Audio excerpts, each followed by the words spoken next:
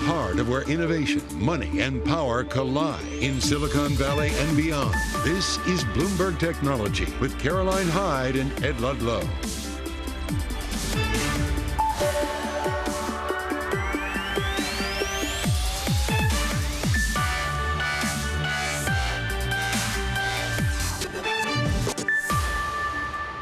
I'm Ed Ludlow in San Francisco. Caroline Hyde's off. This is Bloomberg Technology. Coming up, car dealerships across the US halt services after a cyber attack. Full coverage ahead. Plus, OpenAI co-founder Ilya Sutskever announces a new AI research lab. We have that exclusive reporting. An AI video startup, HeyGen, hits a $500 million valuation in its latest funding round. We do discuss with the CEO. A very quick check-in on markets. The S&P 500 very briefly hit the 5,500 historic mark and then pulled back. We're flat on the NASDAQ 100. Broadly, we're kind of treading water after a US holiday. The story, though, is individual names in the AI infrastructure play. We are talking about Dell, we are talking about Supermicro, and of course, we're talking about NVIDIA. Later in the show, we're going to bring you details of what played out 24 hours ago on social media. Michael Dell saying that Dell is building an AI factory for Grok and XAI and Elon Musk. Elon Musk coming back on social media and saying Supermicro is part of the story as well. And you can clearly see Supermicro, the kind of biggest beneficiary of that move that's coming up. The top story in terms of news flow is what we were talking about a moment ago. Car dealers across the United States were affected by a second cyber attack this morning after an initial attack yesterday compromised the CDK software platform and halted business. These are some of the publicly traded dealerships and auto retailers that are impacted in the here and now, all moving to the downside. Let's get to Bloomberg's Jeff Stone on our cyber team. OK, let's start with the latest, because it's moving quite quickly. There was a second report of an attack this morning. What do we know? That's right, Ed. This is a big, messy cyber attack. You mentioned there's a second incident just reported. That happens as this software provider that works with more than 15,000 dealerships around the country is already trying to recover from what looks like is going to be a pretty costly outage. The nature of the incident isn't quite clear yet. We know that dealers are waiting for more information from the company, but we know it looks bad.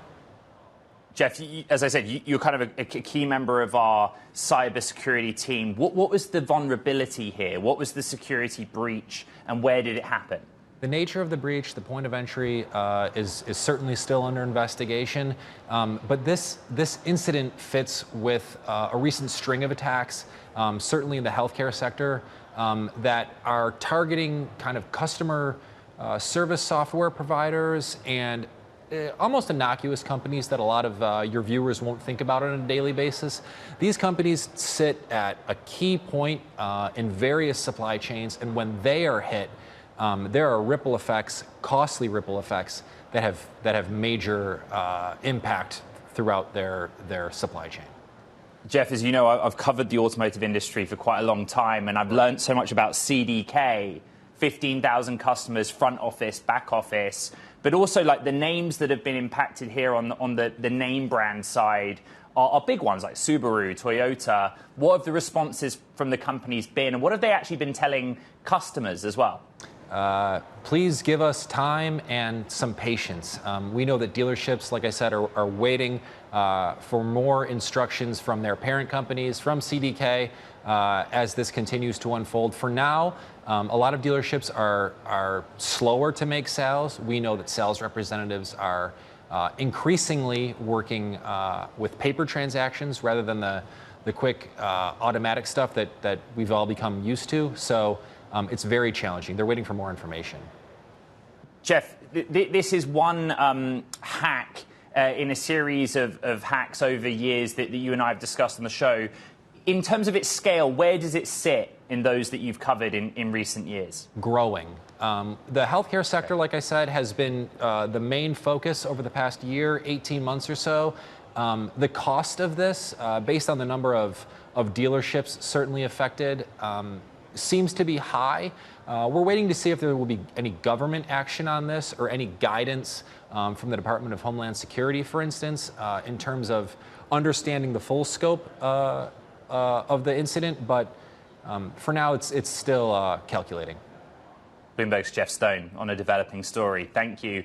Another big story we're tracking is over in China, where e-commerce giants have been slashing prices and using celebrity endorsements to boost enthusiasm for the 618 shopping festival. Bloomberg's Henry Wren joins us for more out of London. This is a newer one for me, Henry. I've been reading about 618, but if you were to summarize, you'd basically say that the consumer in China is getting an unprecedented level of incentive this week from the big e-commerce names. Yes, indeed. So we're seeing things that we have been expecting, for example, the price cuts.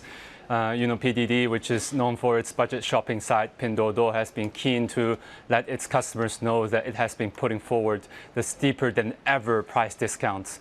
But also we've been seeing something that's very unexpected. Let's say, for example, JD.com's founder, Richard Liu, is appearing on live streaming e-commerce. But it's not him exactly. It's a digital avatar of him. But also in the meantime, a pop star, Rihanna, who's pretty famous and popular in mainland China as well, is seen selling a Chinese style of pancakes in front of camera. So basically, we've been seeing everything here with all sorts of promotions. We're talking about the names that we always discuss on this program: Baba, Pinduoduo, JD. That's the company side of the story. But there's also the Chinese consumer side of the story that we track so closely here on Bloomberg Technology. Is the idea that they're needing to discount so heavily, get so creative, I suppose, in their incentive, a sign that the Chinese consumer needs a bit of help? Yes, indeed. So the story that we have been reporting all over is the Chinese consumers are still quite cautious in terms of picking deals. And this has been a trend that has been confirmed by this 618 event as well. The main message across the merchants has been price cuts, which has been seen across those live streaming platforms as well as these three big companies. But also in the meantime, we see local media reporting that some categories, for example, women's apparels or luxury goods, have been seeing very high return and cancellation rates as high as 75% to 80%, which really shows that consumers are quite cautious. Yes, they probably are spending because of those price cuts, those promotions, but they're pretty keen in terms of picking the cheapest deals, not necessarily the best in terms of quality. Bloomberg's Henry Wren, who is all across the China tech beat. Thank you so much. It's great to see you again. All right, coming up on the program, we're going to be joined by Nancy Tengler from Laffer Tengler Investments. Really interesting move into an interesting name that's top of mind this morning, and I'm really looking forward to the conversation. Stick with us. We'll be right back. This is Bloomberg Technology.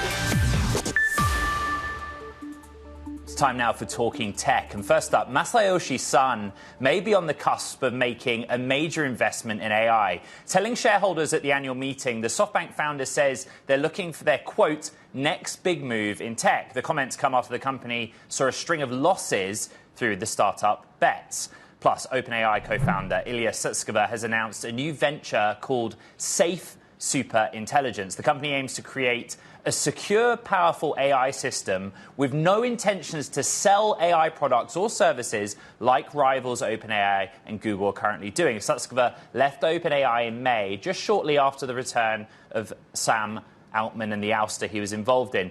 And finally, Dell announced that it's building out an AI factory with the help of NVIDIA to power Elon Musk's xAI, with Supermicro Computer also providing servers. The two companies have been adding server capacity in recent months in an effort to win more businesses making AI expansions. Remember that I sat down with Michael Dell last month, who defined an AI factory as the following.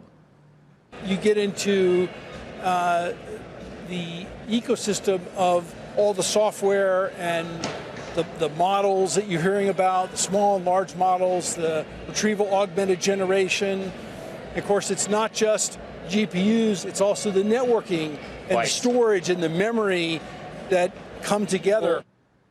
So let's be honest, that was a lot of buzzwords, but we're about to have a conversation where I think we can get to the root of what we're talking about, and that's with Nancy Tengler of Laffer Tengler Investments. And it's interesting, Nancy, because you actually got into Dell following earnings May 30th, and there was kind of a mixed reception to earnings. There's a growth story there about AI infrastructure, and there were some near-term concerns. But let's start with why you looked at Dell and thought, OK, this is the move I'm going to make. Well, Ed, thank you for having me. A couple of reasons. I mean, we were late to the party, and that will happen from time to time. We've been late to other parties, but the point is that you get there. And we saw it as an opportunity to step in, not just on the data center side of the business, but the PC upgrade cycle part of the business. And so if you look at the hyperscalers, they are spending or spent about $200 billion, dollars on AI in their budgets. And so we think the use cases are real, the technology's real, the monetization is real. And so this was an area we were underweight hardware in our tech exposure, and this was an area where we could jump in. So you do not hold NVIDIA, which is really interesting. The big story we're talking about this morning is what played out on social media Wednesday, that Michael Dell posted they're building an AI factory for xAI to power Grok. And Musk responds and says, well, actually, Supermicro is involved as well. So let's do some math, which actually my colleagues at Bloomberg Intelligence kindly walked me through this morning. If this deal is for Grok 3, Musk has said in the past he'll need 100,000 H100s for that. And if you assume the average price of a server rack's about $1 million, there are 36 NVIDIA GPUs in each rack. You'll need 2,700 racks. That could mean $1.5 billion in bookings for both Dell and Supermicro if BI is right about the $3 billion deal value. So you don't hold NVIDIA, but you kind of do indirectly through Dell. Is that fair? Yes, I'm going to take that because it seems silly to not be in NVIDIA. We have very strict valuation metrics, and so I'm waiting for the hedgies to go to the Hamptons, and then hoping we'll get a pullback in NVIDIA. But yeah, I think that is the important thing to be thinking about. That the investment cycle, as the large language models become larger, the power needed to generate the metrics around that is going to augur well, not just for NVIDIA, but for Dell and for Broadcom, we own the poor man's NVIDIA, which is Broadcom. And I'm pretty happy with that holding. It's up 65% year to date, or 70, but that pales in comparison to NVIDIA's 170%. On the valuation question, when last I checked, and I don't have it in front of me now, but I think NVIDIA trades at something like 45 times 12-month forward earnings, something like that. And so it's a rules-based issue for you. You just called Broadcom the poor man's NVIDIA. Could you just extrapolate a bit why you'd say that? Well, it's certainly not as much in the sweet spot. But Hock Tan, who, by the way, is the highest paid CEO in corporate America, he is a master operator of the business. So they've already made, VMware's been on the books for a quarter. It's accretive. It smooths out the hardware cycle. And they will be facing some competition, certainly, from NVIDIA in the networking side of their business. But we just think it's a company that it has paid. I mean, we've owned it for a long time. It's a member of our 12 Best Ideas portfolio. And we continue to like it here. It's the cheapest of the group. And I love these old economy or old technology names like Broadcom, Oracle, Dell, who have remade themselves. And that's thanks to strong management teams who pivoted when they should have pivoted, just like Satya Nadella did at Microsoft, which is another 12 Best Ideas name for us. One of the other top stories on Bloomberg today is this research note from Citi. And they argue that AI is going to displace more jobs in the banking sector than any other sector. And I was looking across your portfolio, and you have this 12 Best Ideas portfolio, which includes Goldman Sachs. So if we stick with the AI theme, what do you make of that Citi call? That it's going to be in banking where an impact to the workforce is most felt from AI? Yeah, I don't think it's going to be the Goldman side of banking. I've been in this business for 40 years, Ed, and I've heard all sorts of prognostications about what will happen that never happens. I think artificial intelligence will augment workers, and particularly the kind of workers, professional workers that Goldman employs. So I don't think it's a bank teller, robocall, side of the business that will be potentially impacted. But that's not Goldman, at least not anymore since they've exited retail banking. And we think the M&A activity is certainly going to accelerate. So we still like it here. It's still very cheap based on our work. And so I'm not worried about that. Henry Wren, who covers China tech for us, was just on talking about the Chinese consumer and how many of the big Chinese technology names are doing heavy incentive this week. If there's one thing that keeps Nancy Tengler up at night, I think I'm right in saying that it's the consumer broadly, but I guess principally in this country. Why is it such a concern to you, the state of the consumer? Well, so I think there's two consumers. There's the baby boom consumer, which I'm a member of, who has half of the country's net worth.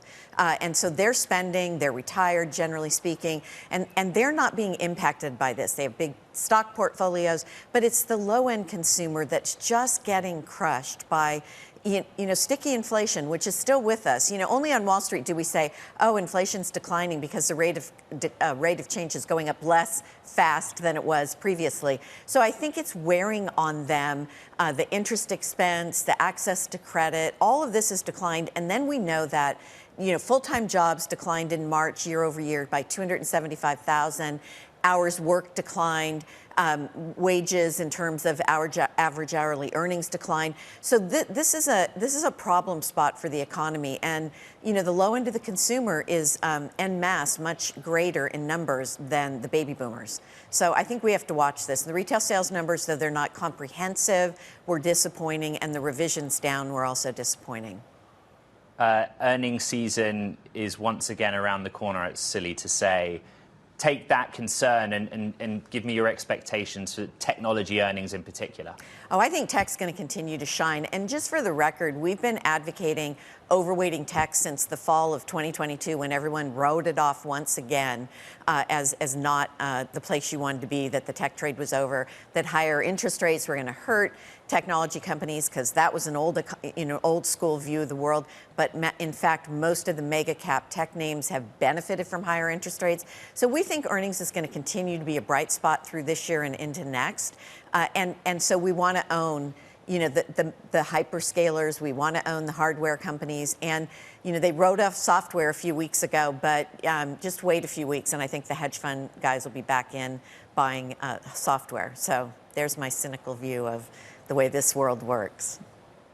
Cynical, maybe. I appreciate the admission that you were late to the party on Dell, but in the end, you made it to the party, and that is what matters. Nancy Tengler of Laffer Tengler Investments, thank you so much.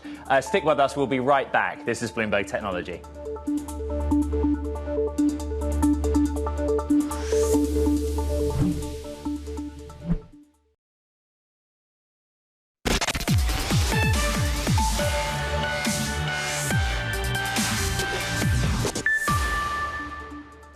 Eight former employees of SpaceX who were fired in 2022 after writing an open letter criticizing Elon Musk have now filed a lawsuit against SpaceX and CEO Musk, alleging sexual harassment and retaliation. We spoke with one of the plaintiffs in the suit, Paige Holland-Thielen.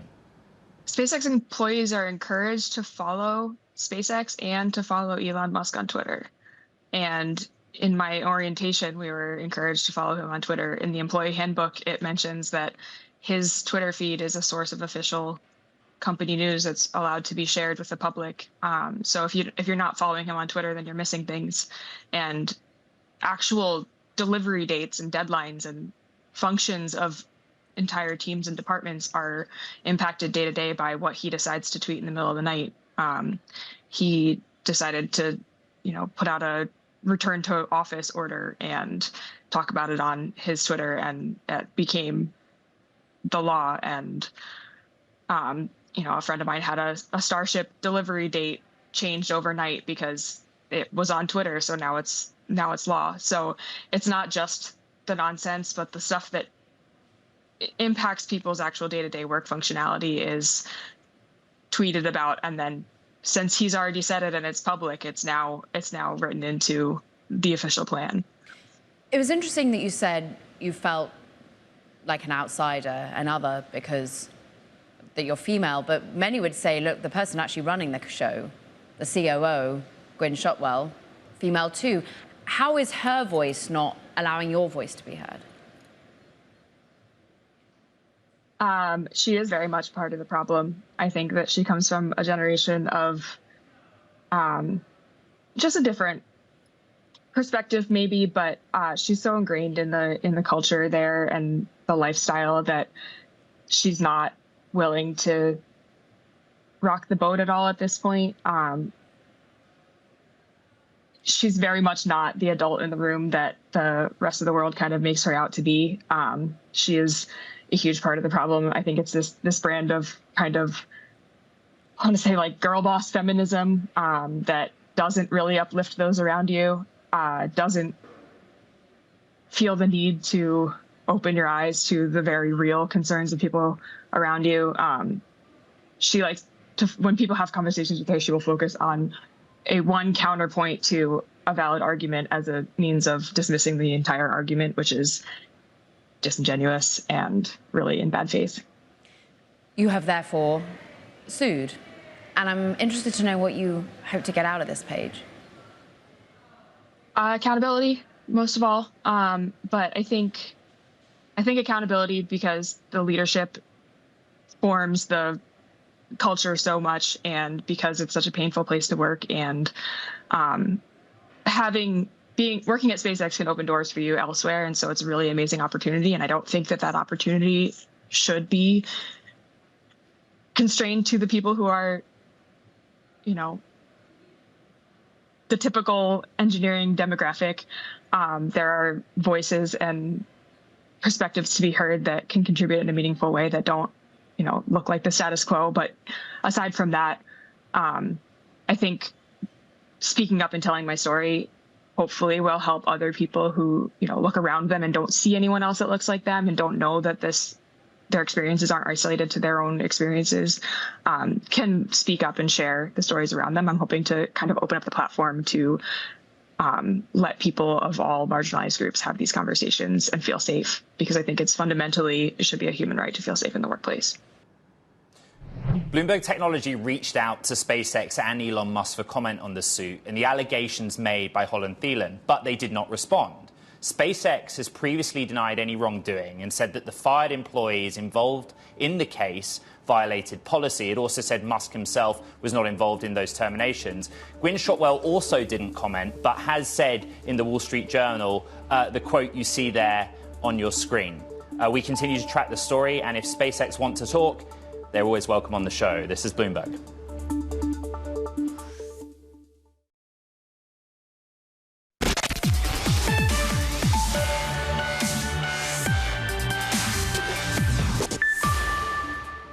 Welcome back to Bloomberg Technology. Ed Ludlow in San Francisco. A quick check-in on the markets. I always go to the NASDAQ 100. It's kind of this tech-heavy index, a lot of higher multiple names. AI as a story plays out, but we are essentially flat as a pancake. Remember, it was a markets holiday in the US on Wednesday. But one real clear mover to the upside is NVIDIA. NVIDIA continuing to push higher, and NVIDIA is now the world's most valuable company by market cap. A big part of the story in Thursday's session was something that played out in social media. We talked about it earlier in the program. Michael Dell, the Dell CEO, taking to X, saying that they're making an AI factory for XAI to power Grok. Musk, in response to some other user comments, said Supermicro is also going to be providing server rack and server design to XAI. And you can see that actually, in truth, Supermicro, the bigger beneficiary of the two, but both getting a push to the upside. What they have in common, they just provide the integration of that server rack, but it's the NVIDIA GPU at the heart of it that powers it. Interesting in public markets, we continue to cover what's happening in AI and private companies as well. OpenAI co-founder Ilya Sutskever, who took part in the 2023 board ouster of Sam Altman, has disclosed plans to continue his work at a new research lab focused on artificial general intelligence. For more, let's bring in our AI editor, Bloomberg's Seth Feigerman in New York City. we have a new startup. The startup has a clear mission and remit. Give us the details. Yeah, we actually don't know too many details here. For the last 6 months, everyone has been wondering, where is Ilya and what is his next thing going to be? And at this point, we seem to have an idea. He'll have a research lab that is building a future theoretical version of a super intelligent AI that would be smarter than and outperform humans if it ever comes to exist. What they're not doing is trying to commercialize those products, at least not yet. So it's a very different path than his prior company, OpenAI. And I think that the biggest question is, one, when will we start to see any progress on that front? And two, who's going to ultimately end up staffing that company? Will we see him and his new company start to hire disaffected former colleagues from OpenAI and other startups in the industry? The venture is called Safe Superintelligence.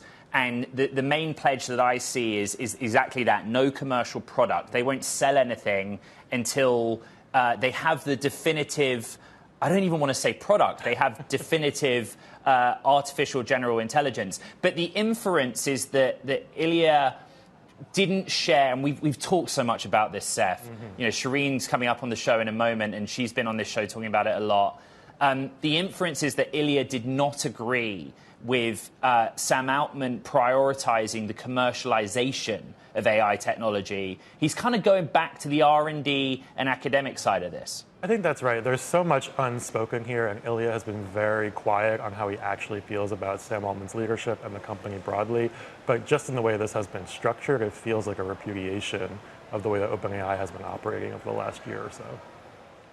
This was a story that Bloomberg's Ashley Vance broke in Business Week. Highly recommend you go and read the very long and detailed sort of unveil. But Bloomberg, Seth Eggerman, we really appreciate having you on the program. Let's stick with AI. Artificial intelligence startup Anthropic is releasing a new AI model that it calls its fastest and most capable yet in its rivalry against OpenAI. Bloomberg's Shireen Ghaffari is here on set. We track Anthropic so closely because it's so well funded. Right. It is believed by industry to be as sort of near incompetence to OpenAI. The specifics of this model, please, its name, what it's for. Sure. So the new model is called Claude 3.5 Sonnet. It's coming only 3 months after Anthropic released its last most powerful model, right, Claude 3.5. And what they're claiming is that it's actually ahead of OpenAI on several key evaluations around reasoning, around things like coding and math. And, it just shows how quickly these companies are really on the heels of each other trying to come out with the latest and greatest models. How does Anthropic operate in a way that is different or similar to OpenAI? When I was on social media this morning, I saw lots of people say, I was involved in early beta access to 3.5 Sonnet, and I have the following opinions. So they appear to do a careful rollout, but it also seems very quick to make a product that I assume they can sell. That's right. So Anthropic has been focusing much more on enterprise customers as a #1 priority as compared to OpenAI. I talked to co-founder and president Daniela Amurai of the company, who told me that they're not distracted, quote unquote, by things like coming up with image generation of a cat on a snowboard. And she said that sort of jokingly. But it's true that if you compare the two companies, Anthropic is a lot more focused on, they say, use cases that are specific to the business enterprise customer. Do we have any sort of case studies of how Claude 3.5 Sonnet will be used, or like how it's any different or capable to prior models? Yeah, so the company has talked about how it's being used more for things like financial analysis. They've also talked about partnering with drug companies like Pfizer to help with research and discovery, which is also something that OpenAI is starting to do. So we're starting to see more kind of close integrations of these tools in the enterprise. Bloomberg's Shireen Ghaffari, one of the absolute rock stars of artificial intelligence coverage. It's great to have you on set. OK, coming up on the show, we're going to be joined by Devon Kirk, a partner at Portage, for a look at the global fintech industry. This is something we've covered a lot on the show of late, the battle for talent and the impact of AI on fintech. Stay with us. We're going to take a short break. We'll be right back with you. This is Bloomberg Technology.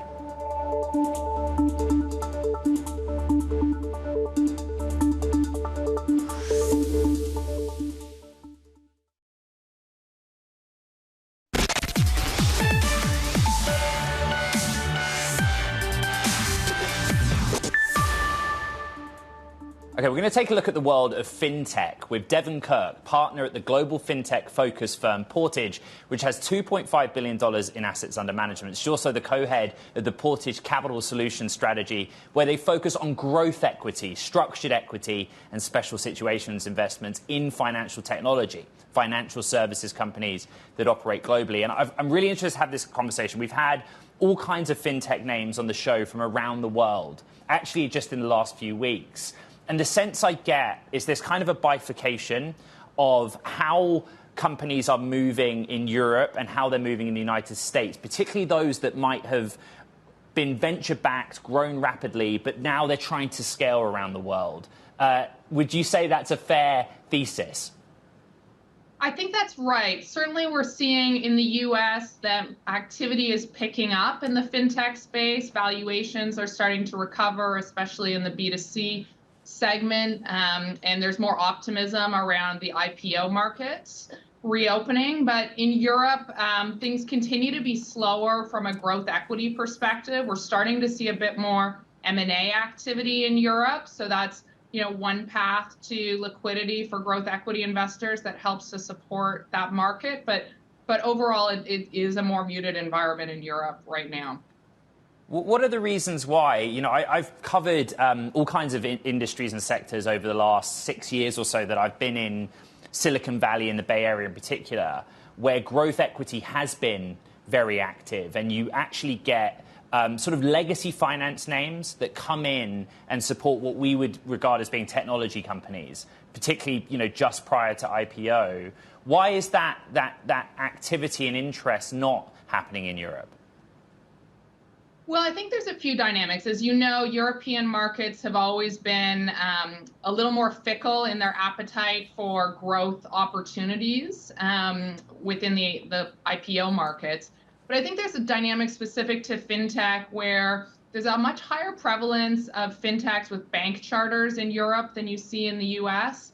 And that does tie their hands a little bit in terms of the options available for them to raise capital in this market environment where valuations have been a bit whipsawed.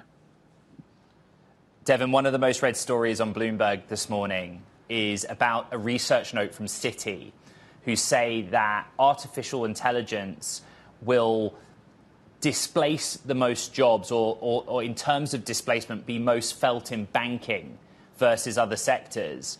Is that something that you see happening? Yeah, we absolutely see a huge opportunity for AI within financial services. The volume of activity that is happening in that space, the more repeat nature of many interactions and forms of analysis allow for really nice use cases for machine learning as well as generative AI. What we are seeing, though, is that within the sector, we expect data sets will really drive the winners for how AI gets applied, and AI itself, the strength of your AI capabilities is going to be less of a differentiator. I like having you on because you are a sizable firm at scale and you operate in multiple jurisdictions. So where are you putting money to work and writing checks right now? So to your point around AI, RegTech is an area that we're really excited about. We see lots of opportunities for technology disruption there. We're also spending, increasing time around consumer finance. That's an area that's been hit hard over the last few years, but we think we're at a point now where there's some stronger business models that we're excited to back.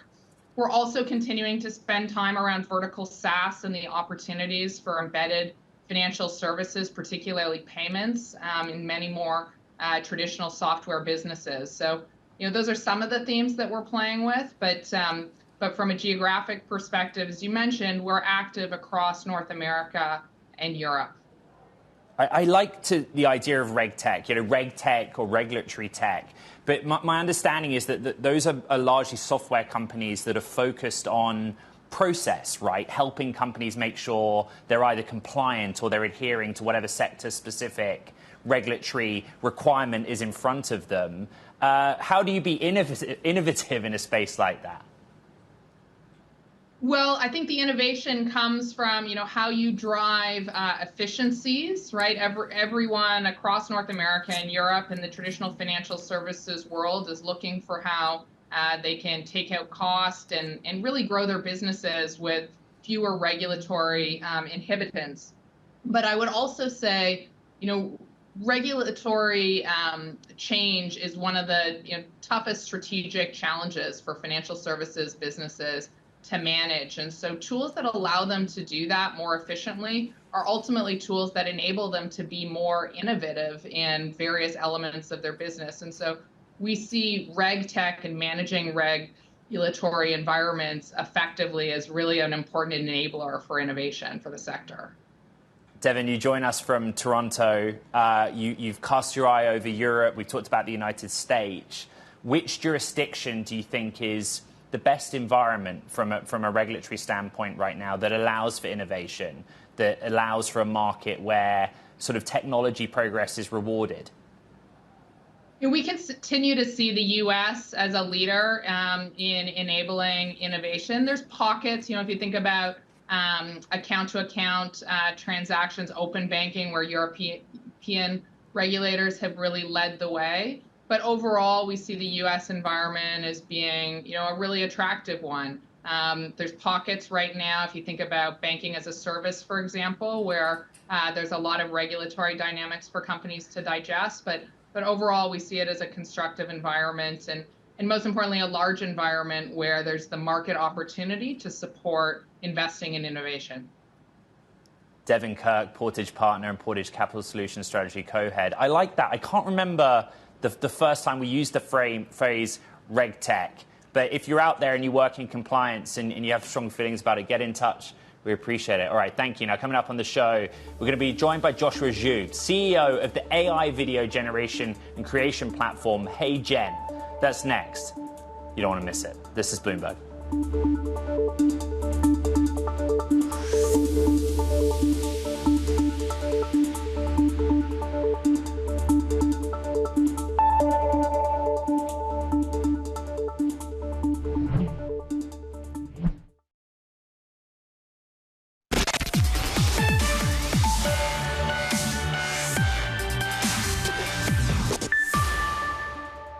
In the early days of computer programming, a significant historical anecdote is known as Grace Hopper and the bug.